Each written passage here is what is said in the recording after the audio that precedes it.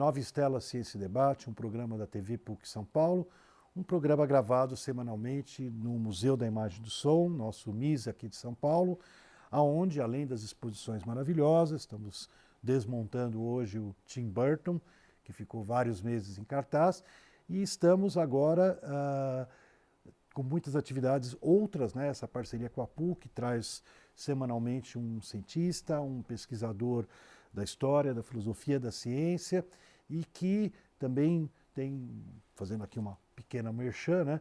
O primeiro domingo de cada mês, um filme sobre ciência e um professor debatedor desse filme. Então é toda uma programação que acontece no museu, além das suas exposições. E hoje nós temos a satisfação de receber uma convidada da USP, né? Nós temos muitas vezes professores da casa, da PUC, mas muitas vezes da Unesp, da Unicamp, da USP, professores da Inglaterra, depende da conveniência, né, das oportunidades. E eu tenho então a querida Regina Peckelman Marcos, aliás, tanto Peckelman como Marcos, conheço um monte de gente, né? Sempre pequenas famílias, a gente se mistura, né? Mas ela é graduada em Ciências Biomédicas pela Escola Paulista de Medicina, doutora em Farmacologia pela mesma instituição, livre docente da USP, membro membro da Academia de Ciências do Estado de São Paulo, Academia de Ciências Brasileira, é professora titular, diretora da SBPC, que ela vai explicar, porque nem todo o nosso público, né, aqui no Brasil conhece, deveria conhecer, mas não conhece. Ela é chair do Comitê de Nomeação da International Union for Pharmacology e atua na área de cronofarmacologia, com ênfase no papel da melatonina sobre a resposta inflamatória. E tem muita coisa para falar da Regina, eu vou preferir ir direto, para a gente não perder tanto tempo. Regina, vamos começar, é difícil saber por onde começar com a Regina, porque, na verdade, até a iniciativa da gente estar aqui junto, porque eu atuo, né, a Regina atua para valer, eu só acompanho de longe, né, numa importante associação que são os amigos do Instituto Weizmann de Israel. Aqui, vamos começar pela nossa casa, né? Que trabalho é esse? Há quanto tempo você faz? Então, esse é um trabalho assim interessante, prazeroso, e a gente sempre tenta na vida da gente fazer coisas que são profissionais, e eu tenho a felicidade de ter a melhor profissão do mundo. Porque quando você é professora e quando você é pesquisadora, você trabalha se divertindo. Então é uma delícia ser artista na frente de alunos, é uma delícia buscar coisas novas como cientista. Mas também existe... O Miguel Nicoleles falou uma frase outro dia. Falou uma frase? O que ele falou? Ele falou na tua linha, ele falou assim, cientista é a única brincadeira que é paga. É uma maravilha. Nós costumamos falar isso com frequência, porque quando você realmente se diverte trabalhando. Mas tem certas horas que você também faz coisas onde você não está trabalhando. E surgiu a oportunidade, através do Mário Fleck, que recriou uns 10 anos atrás os Amigos do Weizmann Brasil, de atuar junto com grupos de pessoas extremamente interessantes. E a primeira reunião que eu tive, eles tinham o interesse de enviar jovens brasileiros para um curso de verão que existe no Instituto Weizmann, que foi considerado pela Science como o primeiro instituto de pesquisa do mundo. Então, eles têm alta produtividade científica, muitos prêmios Nobel, são realmente expoentes. Para passar um verão em Israel, fazendo ciência em laboratórios de primeira linha e fazendo uma viagem por um país extremamente interessante. Como escolher esses alunos? Surgiram algumas ideias, e sempre ligado a pessoas que estavam ligados ao Amigos do Instituto Weizmann do Brasil. E como eu atuo há muitos anos na área científica, não só na universidade, mas também na sociedade brasileira, para o progresso ciência, ligada muito a jovens que queiram ser cientistas. Eu fui coordenadora dos Ciências Moleculares da USP, eu fui coordenadora dos Ciências Biomédicas da Escola Paulista de Medicina, sempre cursos voltados à formação de cientistas. Eu disse, gente, vamos fazer diferente. Eu vou escrever para vários pró-reitores de graduação que conheço e pedir para eles levantarem alunos que tenham interesse em fazer esse intercâmbio. E vamos selecionar a partir desses alunos. E aí o que eu imaginei seria, vamos mandar pedir para eles escreverem uma redação dizendo por que eu quero ser cientista. E deu muito certo. Há 10 anos a gente faz a mesma pergunta, não tem importância que a pergunta é a mesma, a resposta é diferente. E aí tem uma coisa, perguntas boas sempre valem porque geram respostas pessoais. Então você não precisa mudar a pergunta a cada prova, não. Você precisa analisar qual é a resposta.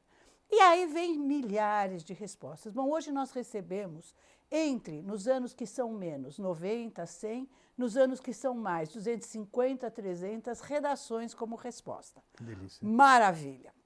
Constitui-se uma banca de outros professores que não tem nada para fazer da meia-noite às 5 e vão corrigir prova desses alunos e eles toparam. E nós temos, então, um grupo de professores que estão no Rio, estão em São Paulo, estão em Minas, recebem essas redações e escolhem. Quando 3, 4 coincidem e dizem, esse cara é bom, a gente junta uns 20 e chama para uma entrevista. Inicialmente, lá naquele início, a entrevista foi tudo em São Paulo, cidade de São Paulo, mais perto. Vai lá ou na USP, ou na casa de alguém, ou na Hebraica, ou talvez aqui no MIS, nós nunca fizemos, mas também poderia ser. Maior prazer. Bom, agora não, nós estamos com o Brasil inteiro. Nós temos gente que vem do Acre, gente que vem do Rio Grande do Sul, que depois se você me der um parênteses eu vou querer falar alguma coisa especial. Gente que vem do Norte, do Nordeste, do Leste, do Centro-Oeste. Mato Grosso do Sul é um grande freguês. E que trazer todos eles para São Paulo é um custo, que aí os amigos do Weissmann, que já estão pagando o custo para ir para Israel com todos os RCFs e todas as taxas dos cursos de refeições, etc., disseram, não tem uma forma mais fácil? Nós dissemos, claro, a Universidade de São Paulo tem uma central de videoconferência, vamos fazer as provas por videoconferência. É como nós fazemos hoje para os alunos que não estão em São Paulo. Alguns ainda vêm e alguns a gente conversa por videoconferência. O que está acontecendo? Nós conseguimos, então, abranger o Brasil. Que ótimo. E, com isso, selecionar alunos que são tão bons, que nós somos considerados um dos melhores países para fornecer alunos para o Instituto Weissmann. Essas contradições do Brasil. Que recebem alunos de 70 países. Nós ficamos muito orgulhosos com isso. Mas aí, posso contar um caso especial? Bom, um dia vem um rapaz, nós fazemos uma prova. Esse ano a prova foi na Universidade de São Paulo, foi no Instituto de Química, que a professora Alicia Kowaltowski faz parte da banca. Ela foi para Israel no Weizmann, na primeira leva, acho que já deve fazer muitos anos. Não vou dizer quantos que eu posso me enganar com as idades dos colegas, isso não vai ser bom. Aí o que aconteceu? Acaba a prova, o rapaz era do Rio Grande do Sul, ia pegar um avião de volta e eu digo, te dou uma carona. E ele no carro vira, professora, que bom, vocês selecionaram 3 alunos da minha classe. Aquele ano estavam indo 5 candidatos. Eu falei, como nós selecionamos 3 alunos da mesma classe? Não, nós estamos em diferentes faculdades, uma está em Santa Catarina, eu estou em Novo Hamburgo, a outra está em Porto Alegre na medicina, mas nós todos fomos da mesma classe do colegial. Nossa. Eu falei, nossa, que é isso? Que escola você estudou? Ele estudou na Liberato, que é uma escola pública técnica de Novo Hamburgo, que faz uma das importantes feiras de ciência do país. Tudo isso eu fiquei sabendo naquela carona. Mostratec é uma coisa impressionante, são centenas de alunos que se reúnem uma vez por ano, alunos do colegial, para mostrar, ou das escolas técnicas, para mostrar ciência online, ciência feita no dia a dia. Projetos fantásticos. De lá a gente vai para a Febrace, na Politécnica, de lá nós entramos em contato com feiras de ciência no Brasil inteiro e certamente pessoas que estão ligadas a essas feiras conhecem isso muito melhor do que eu. Agora nós passamos a ter 2 alunos que vêm, um da Mostratec e outro da Febrace, que é a Feira Brasileira de Ciência e Engenharia da Escola Politécnica da USP. Então são jovens que já estão fazendo ciência de altíssimo nível, dentro do colegial, dentro das suas escolas, antes de entrar na universidade. Eles já entram na universidade com um propósito. E você me pergunta de que áreas? De todas. Então, tem gente que fala de... Uma chegar para mim e diz assim, não, que nós estamos interessados em transplante, mas eu estudo uma forma química de modificar uma molécula que digere células. Falei, você digere células a serem transplantadas? Não, professora. Para fazer um transplante de órgão, precisa ter o arcabouço do órgão e pôr as células do próprio paciente, que vão virar aquele órgão. Uau! Uau! Ciência do primeiro mundo. Mas para tirar as células que estão lá velhas naquele órgão que vai ser transplantado, eu preciso fazer isso sem lesar a estrutura. E aí, tudo isso conversado na frente de um painel, de um pôster, tudo isso conversado a partir de uma redação. E aí se diz, essa pessoa tem futuro. E essa pessoa, então, escolhe para ir para Israel. E eu posso contar aqui várias histórias. Chegam eles em Israel, eles fazem uma entrevista antes de uma apresentação, na realidade, que o público todo está convidado. Eu adoraria ter o público da PUC nessas apresentações. Então, eles contam quem eles são. Isso mais ou menos lá antes de viajar. Eles vão lá e dizem, eu sou fulano, estou em tal escola, faço isso, isso e aquilo. Os pais lá junto, todo mundo apreensivo, estou indo para um país novo. Aí, quando eles voltam, algumas semanas depois que eles voltam, eles vêm contar de novo. Gente, que maravilha! Fui, vi acontecer, aconteci. Fui, vi, cresci. Fui, vi e vivi. Então, na realidade, é uma vivência que marca essas crianças, esses jovens, esses brasileiros, como alunos, como cientistas, como profissionais e também como pessoas, porque Israel para eles é uma experiência. Poder ir ao deserto, poder subir Massada, poder ir a Jerusalém, poder vivenciar com diferentes culturas ao mesmo tempo, poder estar num país onde o russo, o árabe, o hebraico e o inglês são falados na mesma fluência e com a mesma... Então, é uma coisa assim fantástica. E com isso, eu aprendi a conhecer o Weizmann, agora não como cientista, mas como uma vivência. Então, foi uma experiência muito interessante, tem sido e vai continuar sendo. Maravilha. Então, eu acho que esse trabalho é muito importante, porque primeiro vocês já criaram um mecanismo para peneirar essa turma, né? Que já é em si uma coisa que já tem valor. Tem, né? não, Você descobrir que tem uma escola em Novo Hamburgo, como é que ela chama? Liberato. Liberato, é muito legal. Eu adoro essa experiência. Uma época eu estava estudando na América do Norte e eu descobri que o pessoal começou a perceber que em Washington tinha um grupo de um bairro que eram as principais lideranças dos Estados Unidos. E foram descobrir o que esse bairro tinha de diferente. E olha, uma coisa pequena, o que acontecia? Um pai inventou há 40 anos atrás, 50 anos, a leitura nas férias. Então cada um fazia uma lista, comprava os livros, naquela época não tinha livro digital, comprava na livraria, os alunos trocavam e eles ficavam jogando futebol, brincando, namorando, mas liam nas férias. E aquele bairro, você vê, era da onde estão juiz do Supremo Tribunal, presidentes e tal, porque tinha um diferencial. E como você falou, uma escola lá no meio do Rio Grande do Sul pode ser um celeiro dessa turminha. E, Regina, além dessa questão das bolsas e dessa importante experiência, você também está muito envolvida com parcerias do Weizmann com as nossas instituições de pesquisa. Então, aí, esse mesmo grupo surge a ideia de vamos fazer parcerias. Então, como por muitos anos eu fui membro dos comitês de avaliação da CAPES, que é a Coordenadoria de Apoio do Pessoal de Ensino Superior do MEC e que é responsável pela pós-graduação brasileira. Eu sei, a nossa nota CAPES. Nossa nota CAPES. Então, Todos os programas aqui na PUC conhecem a nota CAPES, eu tive muito tempo envolvido lá e, por outro lado, eu tive muito envolvido, fui membro de várias vezes do comitê assessor do CNPq, e hoje eu sou até membro do comitê deliberativo, do comitê central deliberativo do CNPq. CNPq, para o nosso público telespectador, é o Conselho Nacional de Pesquisa do Ministério da Ciência, Tecnologia, Inovação e Comunicação, hoje. Então, nós fomos conversar com o professor Jorge Guimarães na época, que era o presidente da CAPES, e ele ficou encantado com o Weizmann. Jorge já sabia quem era o Weizmann. O professor Guimarães é um entendido de internacional, ele fez um trabalho magnífico de 12 anos de CAPES, que mudou realmente, printou a pós-graduação brasileira. E ele ficou muito interessado e abriu, então, uma linha de pesquisa CAPES-Weizmann. E que nós estamos começando a ter agora os retornos. Inclusive, um professor que foi do Nordeste para lá e agora está voltando, então é uma outra história que uma outra vez precisa ser contada e ele provavelmente vai ter um programa com vocês.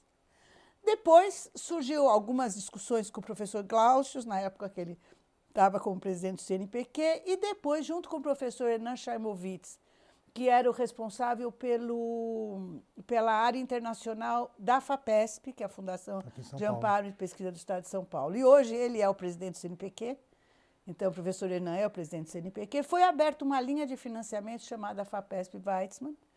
Então, essas duas linhas de financiamento fizeram com que grupos pudessem se encontrar. Numa dessas linhas, o meu grupo de pesquisa acabou, enfim, tendo o privilégio de ser escolhido. Conta para nós, então.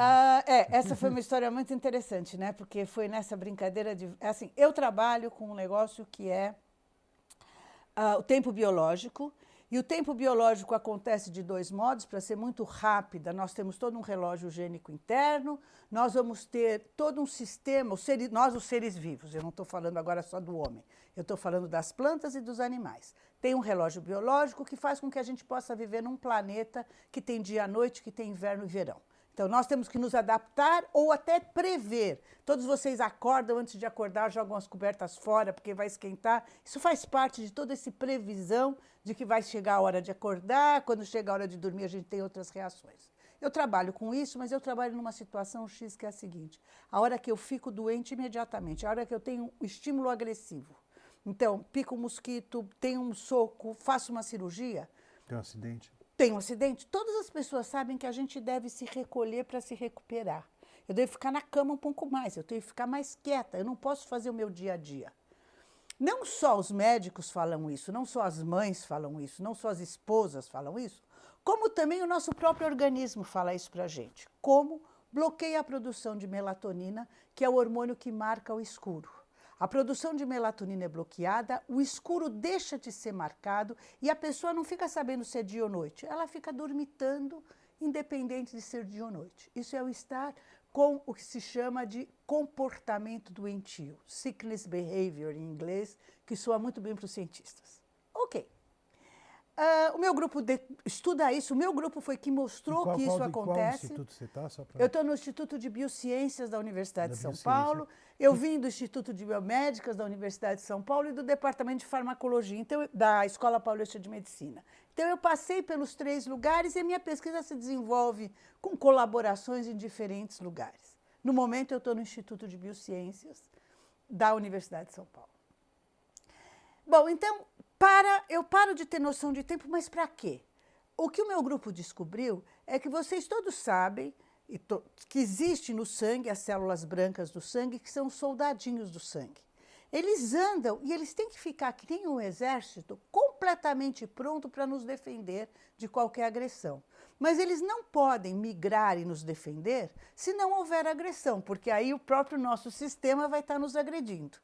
Então, é aquela história, eu tenho um senhor exército muito capaz, pronto para nos defender, mas ele tem que estar no quartel, e o quartel é a circulação. Ele fica ali circulando e não passa para nenhum outro lugar do organismo. A hora que o mosquito pica, eu tenho que ter as células que venham para cá, faz aquela vermelhidão, então eu começo uma reação. Isso tem que acontecer de dia ou de noite. Normalmente a melatonina, o hormônio do escuro, uma das coisas que ela faz, como outras substâncias também fazem, é impedir que esses soldadinhos migrem. Quando chega uma doença, que eu preciso migrar no escuro, o que o organismo fez inteligentemente foi lá e disse assim, olha, a doença chegou, para com a melatonina para o exército poder migrar. E o exército vai migrar para o lugar que ele é chamado. E o meu grupo estudou isso com detalhes moleculares, entrando no detalhe higiênico, quais são os produtos, etc, etc.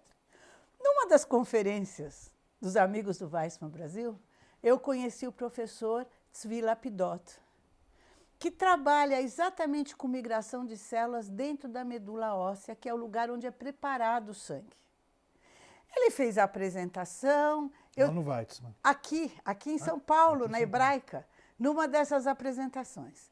Eu apresentei-o e a esposa, ele fez alguma gozação, um cientista importante, falando com uma senhora que era dos amigos do Weissmann. Achou que era uma dona de casa. Uma dona de casa fez uma gozação, a esposa dele que estava junto pediu desculpas e eu disse, não se incomode, a gente é sempre assim mesmo e eu trabalho na área, eu conheço o problema bem. Nós fomos conversando, aí depois eu tive oportunidade aí no Weissmann, com uma parceria FAPESP e Weissmann, que levou alguns cientistas brasileiros para o Weissmann. Na época eu fui convidada para ir também. E aí lá ele me convidou para a gente começar a conversar. Eu mandei uma aluna de doutorado para lá, que ficou lá 4 meses.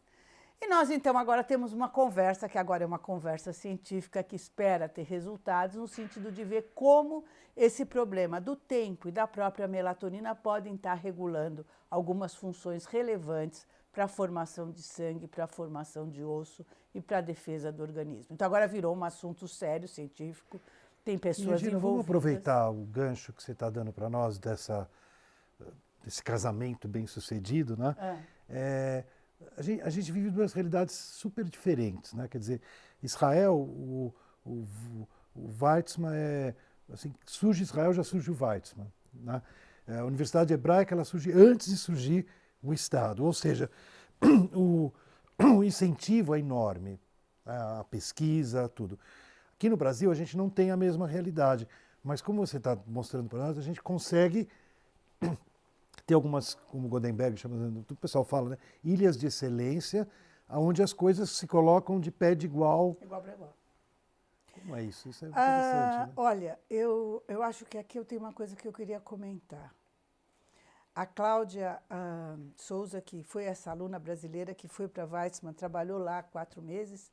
Orientando? Me orientando. Eu estava em Israel no dia que ela chegou. Houve um erro lá de logística, porque o professor é super gentil e ele não quis nos dizer que tinha algum feriado judaico no dia que nós estávamos lá, e eu não me atentei, porque era um feriado não tão maior aqui no Brasil. E nós, então, ele estava me esperando no Weissmann num dia que era feriado para eles. Que era no meio de Pêssar, no meio da Páscoa judaica, num dia que aqui no Brasil a gente não guarda tanto. E eu tive que pegar um táxi e não o trem como eu iria pegar normalmente para ir para o Weizmann. E eu falei para o chofer, a gente está indo para o motorista, a gente está indo para o... E eu não conseguia achar o nome da rua, eu falei para o Instituto Weizmann. Não precisa o nome da rua. Mas vocês vão aonde? Porque ele achou que a gente ia próximo ao Instituto Weizmann. A hora que eu disse, não, nós estamos indo ao Instituto Weizmann. Bom, o sujeito estava assim, encantado de poder encostar o táxi dele e entrar no Instituto Weizmann. Para o chofer de táxi, isso é algo muito importante. Para qualquer pessoa que eu acabei das minhas relações dizendo eu vou ao Weizmann, então eles têm um respeito por ciência que é algo impressionante.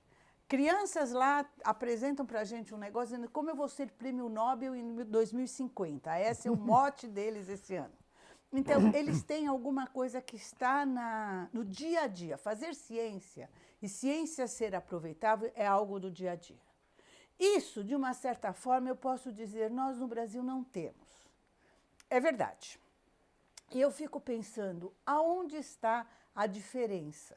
Já que eu estou falando para uma audiência da PUC, eu vou dar a minha opinião. E aí eu vou dizer como cientista professor, essa é a minha opinião pessoal, não está baseado em nenhum estudo, nem em pesquisa, é a minha opinião pessoal. Assim que foi criada a Universidade Hebraica de Jerusalém, assim que foi criado o Instituto Weizmann de pesquisa, que é interessante se saber que foi criado junto com o Instituto na Alemanha, o Max Planck da Alemanha. Eles têm a mesma estrutura e têm as mesmas pessoas por trás. Tá? Então, isso é lá na década de 30. É antes do Estado de Israel. Também foram criadas 2 companhias, a ISUM, na Universidade Hebraica de Jerusalém, e a IEDA, no Instituto Weizmann, que são companhias onde tem pessoas que são quase que como olheiros, que são capazes de avaliar o que os pesquisadores fazem e avaliar como transformar isso em coisas úteis para a sociedade. Então, não são os cientistas que fazem isso. Ao cientista do Weizmann, é sempre dito, ele faz pesquisa básica, ele procura o novo, ele procura o inédito. Existe um outro profissional que procura a utilidade do inédito. E existe um terceiro grupo de profissionais, que são aqueles que fundam as startups, que fundam as companhias de transferência. Não, ainda não estou falando do dinheiro. São os cientistas das startups. E que vão, então, baseado no que falam esses transformadores e o que fazem os cientistas básicos, criar produtos. E existe um quarto grupo de profissionais, que são profissionais ligados à área financeira, à jurídica e administrativa, que dão um suporte para que tudo isso funcione. E eu acabei conhecendo pessoas desses grupos, e aí a gente olha aqui no Brasil e diz assim, temos isso aqui? Não. Sim, não e sim. Por que eu posso falar? Claro. Por quê? Porque há alguns anos, quando eu fui presidente da Sociedade Brasileira de Farmacologia e Terapêutica Experimental, e esses alguns anos vão a exatamente 10 anos, porque a SBEFT está fazendo 50 anos esse ano, eu convidei a professora Irene Israel, que é vice-presidente da ISUM, que é essa companhia da Universidade Hebraica de Jerusalém. Ela é de origem egípcia e migrou para o Brasil em 1956 com a sua família. Foi minha amiga no Brasil, fomos colegas, eu fui colega realmente da irmã dela, ela era um pouquinho mais nova. Ela depois vai à Inglaterra, vai a Israel e acaba, então, tendo essa posição. A sua formação é na área de humanas, mas ela tem essa posição e faz colocação de muitos produtos no mercado. Que beleza. Então, a Irene veio para cá, atualmente René, veio para cá e deu uma conferência para a gente. E nos pôs em contato com advogados no Brasil, São Paulo e Rio, que fazem essa atividade. E hoje nós já temos algumas companhias que fazem essa atividade. A FAPESP, nos últimos 10 anos, já tem tido incentivos para essas atividades. Por que a diferença é tão grande? Se você me permitir, eu vou novamente dar a minha opinião pessoal. Regina, eu vou ter que te interromper. Infelizmente, a televisão, a gente voa, né? A gente está terminando, mas a Regina vai voltar, fiquem tranquilos, porque acho que tem muita coisa importante entre a ciência e sociedade que você já nos apresentou, até por essa iniciativa maravilhosa, e que você vai complementar. Nova Estela Ciência e Debate vai se despedindo aqui no Museu da Imagem e do Som, com a TV PUC, esperando ter o nosso telespectador novamente na semana que vem, no mesmo horário, ou no YouTube, a qualquer momento que quiser conhecer nosso programa.